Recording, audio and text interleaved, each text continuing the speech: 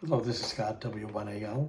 I'm going to talk about coaxial relays today and my project to remote control two antenna inputs from another location and how I'm going to do it. I'm going to explain it to you. I'm going to show you some of the parts I've gathered for it and show you how it's done. Okay, so we're going to look at some of the parts that I've accumulated so far for the project. This is a new old stock coaxial relay from Amphenol that I found on eBay. New, never used. I got it for like 33 bucks.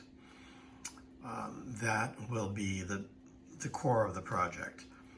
It will be the coaxial relay. You see we have two BNC connectors, excuse me, on that side, and one at the top.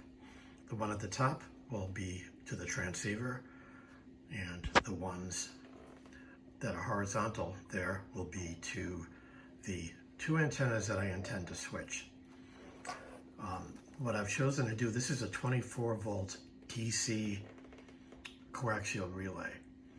So what I've chosen to do is I picked up on Amazon a 24 volt DC 110 AC to 24 volt DC transformer, if you will. It's basically a charger for a vacuum, but it does supply the 26.5 volts, excuse me, that is needed for this project. So what I've done is I've made a connector here,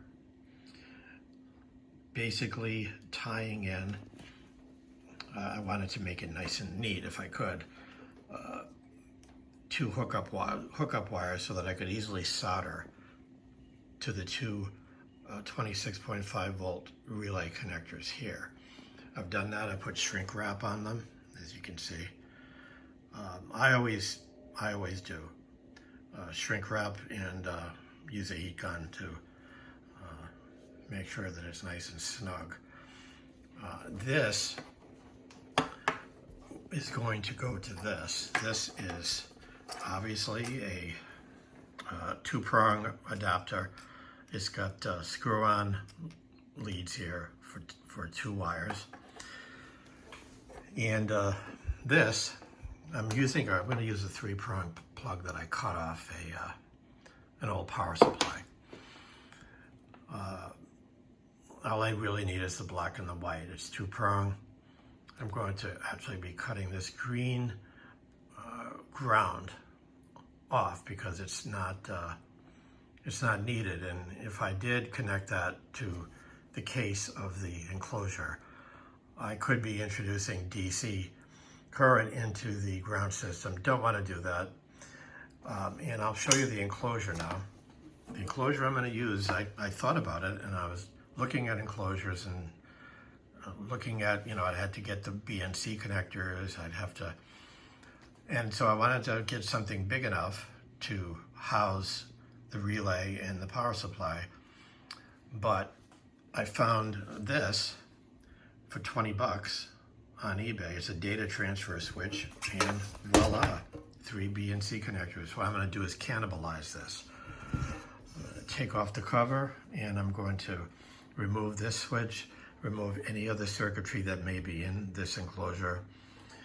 And I'm going to take these three, I've already made up pigtails, BNC, so that I can connect these to each BNC connector on the relay, and connect this end, these ends here, to the inside of the enclosure. So that way you have a nice, neat configuration. I had these laying around my junk box, these 3 BNC cables, and I don't really use them, so I just cut them and made them about a foot long or so. I may need to shorten them, but for now, I think the 1 foot is fine. I think it'll all fit inside here. This is going to go inside this enclosure also. And what I'm going to do, you may wonder, well, why did you go through all that trouble? Well, the reason is I want to remotely switch these antennas, and I'm using this relay as the core of the project in order to get things switched back and forth. So I have this here. So how would you think that I would want to, how would I be able to switch an AC line on and off? Well, the answer is in this little gem here. I'll just walk over here and show you. It is a GoSund. It's a smart plug. Basically, it's a Wi-Fi plug, and you can access it through Wi-Fi and also through the web to turn it on and off. It's very simple, on or off.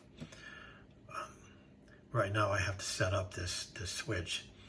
I have to get my Wi-Fi I don't think is strong enough in this room, so I need to get, I have a network cable coming in here, so I'm going to connect a new Wi-Fi transmitter in here so that it's right close by it, so there's no question about signal loss.